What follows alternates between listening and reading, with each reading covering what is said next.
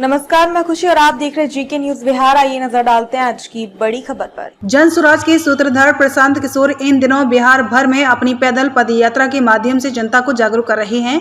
वह लोगों को उनके अधिकारों के बारे में जानकारी देते हुए जन स्वराज के विजन के तहत भविष्य में आने वाली सुविधाओं के बारे में भी बता रहे हैं।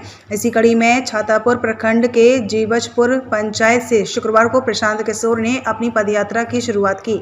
उसके बाद कला गोविंदपुर, भागवतपुर, उधमपुर, माधोपुर आदि जगहों पर जनसभा को संबोधित करते हुए रात्रि विश्राम के लिए माधोपुर स्थित कबीर कृपानाथ इंटरमीडिएट स्कूल में बने जन स्वराज कैंप पहुंचे, जहां उन्होंने स्थानीय लोगों के साथ समस्याओं पर संवाद किया। कई जगहों पर फूलों की माला, अंग वस्त्र पहनाकर लोगों ने उनका स्वागत किया।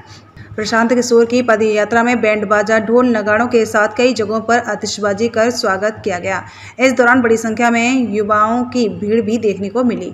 आयोजित एक जनसभा में प्रशांत किशोर ने 5 प्रमुख कार्यों की घोषणा की, जिन्हें जन स्वराज की सरकार आने पर लागू किया जाएगा।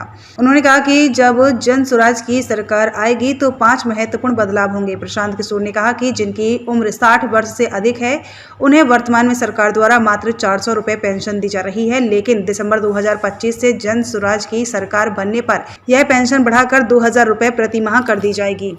बिहार में लालू का राज नहीं, नीतीश का राज नहीं, मोदी का राज नहीं, प्रशांत किशोर का भी राज नहीं, सबका राज देख लिए। लेकिन 2025 में अब जनता का, आपका राज कायम होना चाहिए। होना चाहिए कि नहीं होना चाहिए? होना चाहिए। तो जब ये अगले बरस जनता का राज आएगा, जब जन स्वराज आएगा, तो और कुछ हो चाहे नहीं, 5 को काम हो जाएगा। याद रखिए, जन स्वराज आएगा तो 5 काम आपका हो जाएगा। याद करिए, अब इसको लिख लीजिए। पहला काम, जितना लोग यहाँ आए हैं इसको लिख लीजिए, आंचल में बांध लीजिए। जब ये जन स्वराज आएगा, नाली गली बने चाहे मत बने, स्कूल अस्पताल जब सुधरेगा तब सुधरेगा, लेकिन जितना आपके घर का बच्चा, आपके घर के बच्चे जो बाहर गए हैं मजदूरी करने, जो बच्चे आपके बेरोजगार बैठे हैं, उसको नौकरी हो या न हो, लेकिन साल भर के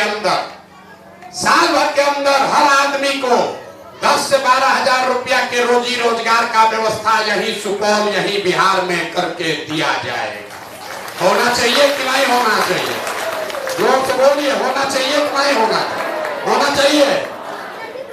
तो जितना लोग आए हैं अभी घरे जाइएगा, तो जो अपने अपने सवांग को, पति को, बेटा भाई को फोन करके बताइए कि अगले बरस छठ में जब आपके घर का सवांग वापस आएगा, इस बार नहीं, अगले बरस 2025 के छठ में जब आपका पति बेटा वापस आएगा, तो फिर उसको मजदूरी करने के लिए बिहार से बाहर नहीं जाना पड़ेगा।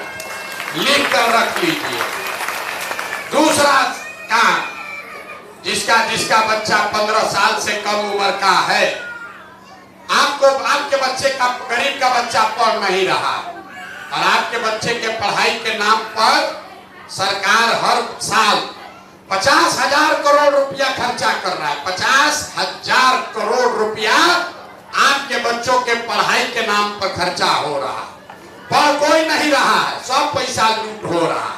तो तय हुआ अगले बरस जब ये जन स्वराज आएगा, तो जिसका बच्चा 15 साल से कम उम्र का है, उसके कपड़ा लत्ता, पढ़ाई का पूरा व्यवस्था सरकार अपने खर्चा पर देगी। और खाली सरकारी स्कूल में नहीं, जब तक सरकारी स्कूल नहीं सुधरेगा।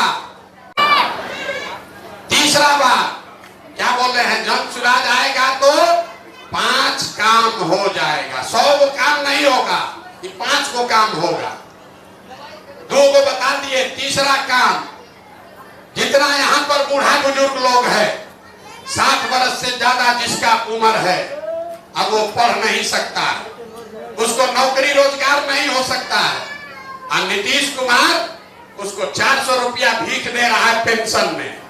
तो ये तय हुआ कि दिसंबर 2025 से जिसका उम्र 60 वर्ष है, महिला पुरुष दोनों, दिसंबर 2025 से 60 वर्ष से ज्यादा उम्र के हर महिला पुरुष को 2000 रुपया मासिक पेंशन का व्यवस्था जरूर कर दिया जाए।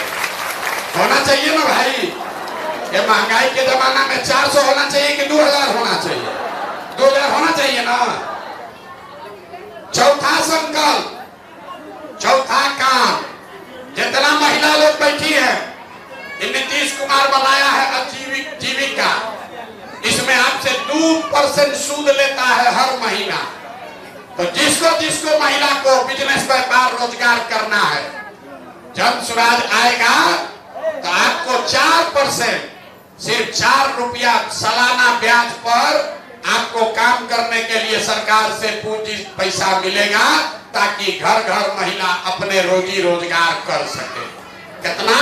खाली 4% पर। याद रखिए, अभी आपको गांव में 3%, 4% महीना का ब्याज लग रहा।